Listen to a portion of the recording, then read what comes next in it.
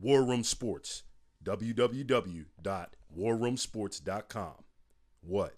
Ain't no more to it. Now, we know that a lot of our listeners, we got the weekend warriors out there who's still trying to live the dream, playing basketball, maybe some flag football. I mean, I know some dudes who really strap on the pads and play some real football. So this is the time you should be tuning in, because this is one of the only times where you might get a little bit of free advice, some free information on some of those injuries you might sustain, or if you just want to know what's going on with your favorite athlete in football, basketball, whatever sport, this is another good time to go ahead and listen to see what's going on with those guys. We have on the line with us today Dr. Monique Rolle from the Alexandria Podiatry Associates, and she's here to talk to us about foot and ankle injuries and, other things going on in your lower extremities. So we'd like to welcome Dr. Rolle into the War Room for the very first time. Are you there, Doc? I'm here. Hello. How are you? I'm good. Good. How are you? We're good. So glad that you can join us tonight. Right now, you're just on with Devin and Jimmy, the rest of our crew. It's a short night tonight. PJ might be on the line in a few minutes, but we'll be, talking to you a little bit about what you do, and getting some information for the people out there. What's up, Doc? I'm sorry, I had to say that. I'm sorry. I know, we sound like a Bugs Bunny cartoon or something. What's up, Doc? All right, but real quick, we just need to let everybody know that Dr. Rolle's segment tonight is brought to you by Fathead, so make sure you get top-quality, officially licensed wall graphics of every major sports and entertainment property. It's the ultimate expression of fan pride. Posters, stickers, and decals are no match for the quality Fathead brings to every product. Simply put, they're the real deal. So click on the Fathead logo on our website, warroomsports.com, and find out what it's all about. So we're going to get right into it. And this is, this is basic. We got to know this because, dealing with the feet is a very interesting profession. So we want to know what made you want to become a podiatrist in the first place. Because, yes. So hammer I get time asked this question multiple times a day, and I'm happy to answer. Since I was probably about 8 or 9 years old, I always knew I wanted to be a physician. But I didn't really know exactly what specialty I wanted to go into until after I had gotten to Howard, to college. So basically I was just exposed to a lot of different health professions, and I like podiatry because I was able to combine the sports medicine aspect along with surgery, seeing pediatrics, geriatrics. There's just a lot of variety in the area of podiatric medicine and surgery, I should say.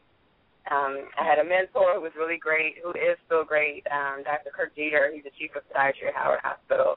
And also Dr. Lawrence Harkless, two of my mentors that really helped expose me to the profession. So. Wow, you are a better person than me because I have sort of this might be too much information for my radio listeners, but I have sort of a foot fetish. I'm not Rex Ryan or anything with it, but I don't know. If I was a podiatrist and somebody came into my office with ugly feet, I probably wouldn't help them. And that's probably what the profession is all about. You probably help people with ugly feet, not have ugly feet. But I couldn't do it. Well, if people didn't have ugly feet, and we would be out of business. So this is true, man. There's a lot of other specialties that you'd rather not see ugly parts. Anyway, listen. My question is this: in terms of being a podiatrist, what are the most common injuries you see and treat? Some of the most common injuries, especially during marathon season or obviously ankle sprains, we see a lot of fractures, whether they're toe fractures or metatarsal fractures, heel fractures, ingrown toenails, warts, all types of soft tissue masses, things that people don't know what they are, sweaty feet. Hammer toes, onions, you see anything dealing with the foot and ankle. You see infections, all types of things. So. Now, with some of that stuff you named, hammer toes, sweaty feet, ingrown toenails, do people come in the office Are a lot of people embarrassed by this, or it's just like throw it in your face, here, doc, look at this, help me out? I think it depends on the patient. Some people are more, unashamed about what's going on with their feet. Other people tend to be a little bit embarrassed. But once they understand that it's a common problem, then they're usually not embarrassed. Some people find it a little unusual to go to a foot doctor because a lot of people have never been to a podiatrist, and so they have an issue. So, yeah, it depends on their personality, but most people are not really that ashamed of their feet or what they did. That was interesting that you said that, though. Are you supposed to go to a podiatrist unless you have an issue? Like, should I make a yearly appointment to see my podiatrist? I mean, it definitely, if you are diabetic or have anyone in your family who has diabetes, that is a mandatory appointment that you should have, whether you have an active issue or not, because especially in the African-American community, Hispanic community, we see so many people with complications from diabetes, and it's really something that there are a lot of preventative things that can be done to prevent, amputations or infections and things like that. So, yes, there's certain populations that need to be there all the time. So. I definitely just learned something new. But my feet hurt now. So in your professional opinion, we're going to take it to sports a little. In your professional opinion, what sports place the most pressure on ligaments, tendons, and the bones of the feet? I would definitely say football has to be one of the major sports that cause a lot of injury, just because of the force, the aggressiveness of the sport, the impact, the agility or back and forth, quickly changing directions. A lot of times those type of sports are the ones that place the most stress on the foot and ankle. I would say, a close second is basketball, obviously the jumping, running all the time. Any sport that a lot of agility and your back and forth changing direction quickly, stopping, starting, those are sports I think that are more prone to serious injuries and trauma. Right. Hey, Jimmy, it's funny that she says that because think about a basketball, like a photo of people playing basketball in action with somebody maybe cutting or something like that. Now, you see everybody out on the basketball court with some nice, new, fresh sneakers, but then when you see a photo like that when somebody's in action cutting and the way that their shoe is all folded up and their foot is all twisted, like it's just amazing to me that's just, I don't know, that's just everyday movement for an athlete. Like, I can see how that could definitely put a lot of strain on your ligaments. But what are the long-term effects of strenuous athletics on the feet and ankles? Yeah, a lot of could people end up if you don't take care of yourself.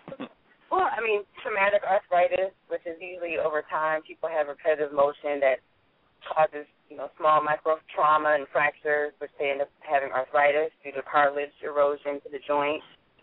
Some people have chronic sprains where, especially the athletes, they're really pressured to get back into sports quickly. So, honestly, a lot of these ankle sprains probably are not really being treated to full, healing. So they're going back on unstable ankles, jumping, running around, and they end up with chronic ankle instability. So that is probably, some of the long-term issues that people are going to have, which you're going to require joint replacement or fusion of some type of joint at some point. So. I think I'm a victim of that because all my life I've gone back too quickly from ankle injuries that weren't properly healed. I know exactly what you're talking about, Doc. I actually had a bad sprain one time and played on my sprain and ended up breaking my foot. But that's a whole other story. I don't want to start giving you my personal problems. But well, you better get that free advice. I actually have two questions for you, Doc. The first question is this: what are some of the things you recommend to your patients who participate in sports to protect their feet? So if someone plays basketball on the weekends or is trying to run a marathon, what kind of things could they do to protect their feet, to take preventative measures so they won't have to, have any sort of surgery or come see you, so to speak? Yeah, I think that one of the major things you see a lot are improper shoe wear. I think, and, I won't name particular brands, but there are certain shoes that are non-supportive. Hey, we are all for the slander on this show. You can slander any brand you want, as long as they're not a sponsor, and we don't have any shoe sponsors, so go ahead and slander away. How about this? So if you don't want to say anything bad about a brand, give us some good brands or good shoes to wear? Say if you want to.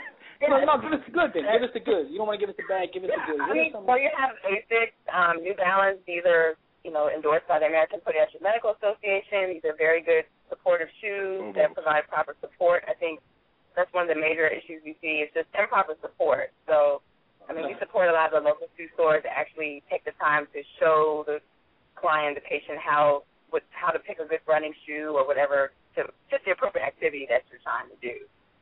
You said, I'm sorry, I didn't mean to cut you off. You said New Balance is good?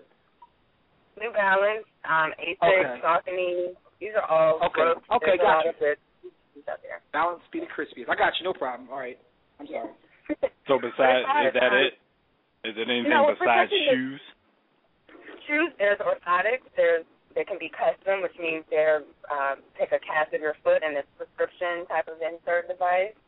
But those are definitely, especially for people who have flatter feet that have struggles with pronation. There are a lot of different things, orthotics that can be put into the shoes that can help. Not just for flat feet, for any type of foot. A lot of different foot issues can be addressed with orthotics. So.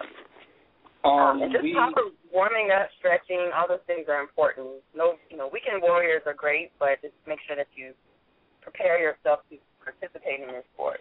Yeah, actually, I had a question for you. Another question for you, but we have a question from our chat room real fast. The question is, in terms of orthotics, how often should someone replace them? That's a great question. It depends on how often you're using orthotics and for what purpose. We have some patients that are runners that, might put 20 miles a week, on their orthotics versus someone who's only walking or just pretty much using them in a dress shoe. So sometimes they last anywhere from 2 to 4 years. Sometimes we have people that come in 5 or 6 years and just need the top cover replaced. So it just all depends on the amount of wear and tear that you're placing on the orthotic device. But it usually lasts a few years at least. Okay. My next question is something that I thought of when you came on and talked about people coming to see you and your profession. And I know that in the African-American community, one of the issues we have is actually taking our health serious. A lot of men specifically, and a lot of our audience, the bottom line is they don't go to the doctor. Right. With that being said, do you have the same issues in your profession that, other doctors do? I would definitely have to agree with that. Again, it's all specific to the person that we're talking about. But, yes, as a rule, I think men definitely are the last people to go to the doctor. Usually it's a wife or a girlfriend that's like, you have nail fungus or your feet smell or you have athlete's foot. You need to go to the podiatrist. So a lot of times that is the case. We're not seeing them in unless there's some type of toenail infection or something serious. But, again, everyone is different, but usually that is the case. Men are usually the least expect to go to the doctor. Hey, Jimmy, it's very interesting that you brought that up because I actually had a doctor's appointment this morning, and everybody who I was texting with or talking to on social media, everybody who found out I was at the doctor's office this morning got all instantly concerned. You okay? What's wrong? What's this? I'm like, it's January. I just got an appointment. Some of us do go to the doctor routinely like we're supposed to. So it's one of them things that people made me think giving you props. People giving you props for something you're supposed to do. But that's what it is. PJ is just arrived. PJ, didn't you have a question you wanted to ask about some stinking feet? I did. And Dr. Rolle, how you doing? This is PJ. I'm usually the one that's kind of late to the show because of some scheduling conflicts, but I'm always here, better late than never. So I do have a question for you, and I'm wondering, right? Is there a medical reason behind people with smelly feet? Is it diet? You know what I'm saying? Is it neglect? Is it hereditary?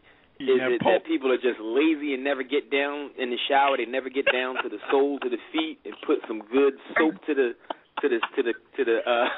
you know what I mean? To the calluses and stuff like that. Yeah.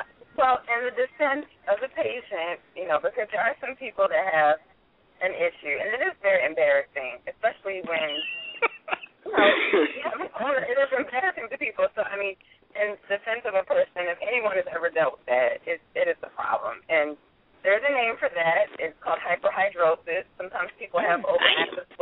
glands. So, I mean, there's about 3,000 sweat glands in a foot per square inch. I mean, there's a lot of sweat glands. So the problem usually happens because, you know, your foot is in an enclosed area. It's not able to breathe well, so you're dealing with a problem with overactive sweat glands and then bacteria.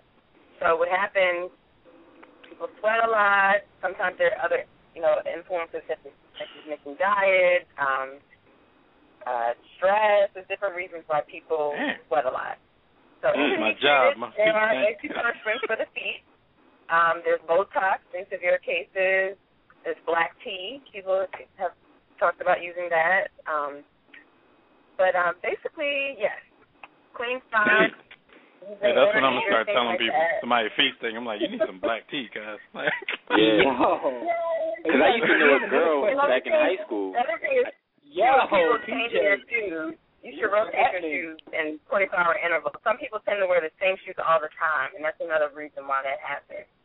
Right. So get some black tea and get your shoe game up.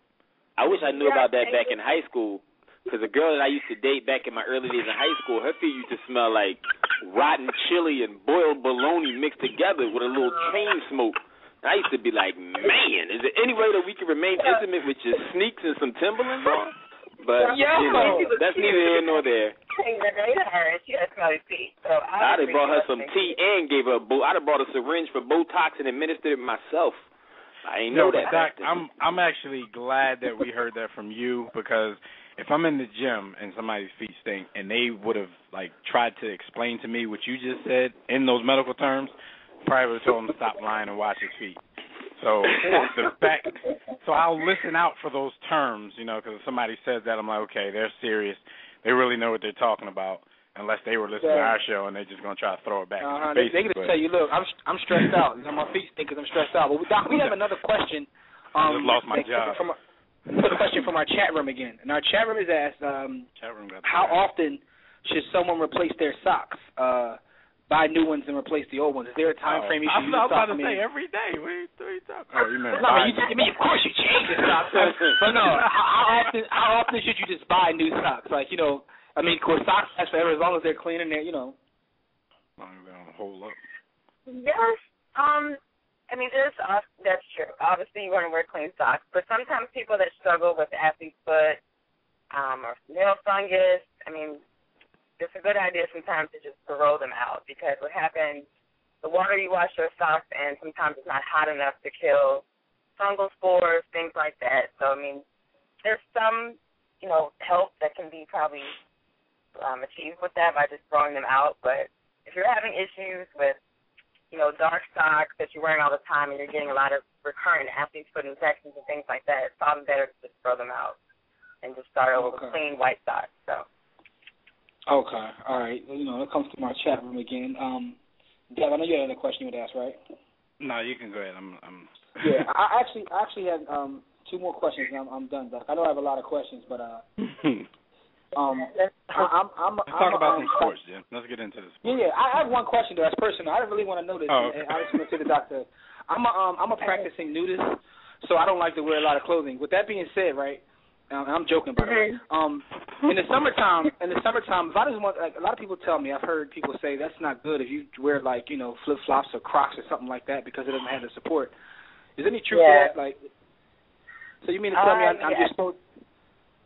Yeah, I mean, I think any shoe which is not worn in moderation is a problem, because flip flops don't provide any support. Flip flops were not designed to walk city blocks and to be wearing them all day long. You know, a lot of times you end up seeing people that have Plantar Fasciitis, problems exacerbating their flat feet symptoms. So, I mean, it's definitely a place for flip-flops, but should not be your wardrobe staple, you know, in the summertime. Okay. So, I just want to make sure I didn't have to, like, walk onto the beach with boots on or nothing like that. But getting back to sports, though, Doc, you know, we have some common injuries that we always see covering sports. An example would be turf toe. Like Deion Sanders had a rough case of turf toe throughout his career. So can you explain to our audience exactly what is turf toe? Because it seemed to be very painful when you watch athletes like Deion go through that. Yes, exactly. Turf toe is a real injury. I mean, it's definitely a significant injury. There are different degrees of turf toe. There's some Well, first of all, basically what it is, you have a hyperextension of the big toe joint. So the big toe joint is in a fixed place, and the foot is plantar against the ground. Usually the heel is in the air. So you can imagine someone basically on their toe, and the heel is up. So you have all this pressure on the big toe, and sometimes somebody might come from behind and tackle a person on the toe. You just imagine the impact that that's creating on the big toe joint. So sometimes it can just be a simple sprain. The person can weight bear on it.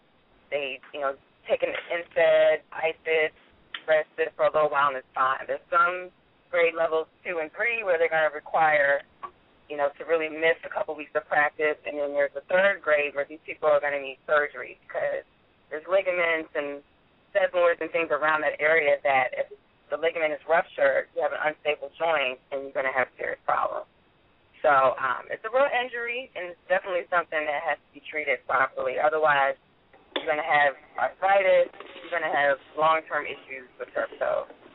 So, yeah. Okay, Doc, this is PJ again. Question for you. We see countless athletes that tear their Achilles tendon, and a lot of them come back, but it's like they're never really back to what they were after they tore their Achilles, like prior. They're never really back at the level that they were prior to rupturing or tearing their Achilles. So can you talk to us about the stages of recovery from an Achilles tendon tear, from like the actual injury to when an athlete actually comes back to competing? Well, first, Achilles ruptures are very serious. That's a major injury that usually puts people out for the whole season. Right. It's a major plantar flexor of the foot. So there's 2 muscles that make up that Achilles tendon that come down and insert on the heel, the calcaneus. So a lot of times what happens, sometimes people have an existing disease or pathology to the tendon that's weakening over time, and then all it takes is one specific injury that causes a total rupture of the tendon. So there's 2 ways it can be treated. Obviously, in a high-performance athlete, they're going to need a primary repair, which is surgery. If it's an older patient that's not that active or not much doing much ambulation, they can be in a cast. So that's about 2 months. So with primary repair, basically they're going to be out for about 4 to 6 months. Usually they're going to be in a splint, and then they're going to be non-weight bearing with crutches or some type of device. Then they go into a boot. Then they start physical therapy, and they can start putting weight on it. But the problem is a lot of times, again, they're going back too soon. The tendon is not as strong. They don't have as much power to the tendon anymore. So all of the agility and all the power that they had, they've lost that because either the tendon is too long or either they haven't given the tendon enough time to heal, so they re-rupture, or they have micro tears in the tendon and they're not having as much power as they did. So that's a big problem. But for the most part, they're going to be out for several months. 6 months, 8, 9 months, they're going to be out, with rehab. So. Yeah, my brother's a weekend warrior. He just tore his Achilles a couple months ago. It looked really painful. Moving on to another one, because I know you mentioned plantar fasciitis. I personally suffer from plantar fasciitis, and when that flares up, it feels like someone's actually tearing the skin on the bottom of my foot apart. Now, for our listeners, what exactly is plantar fasciitis and how is it treated?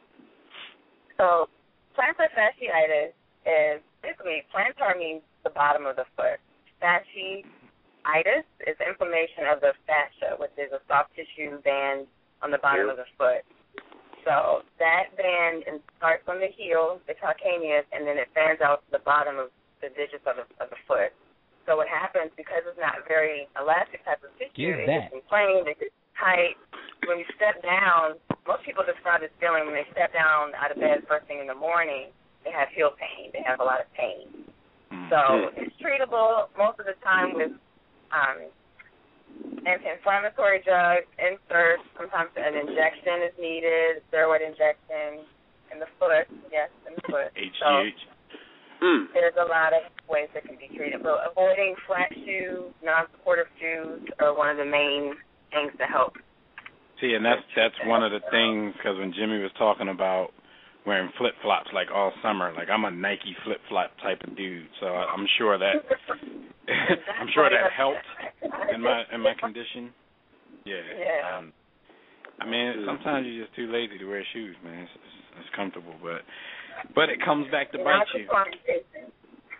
Non-compliant patient. No problem. Yeah.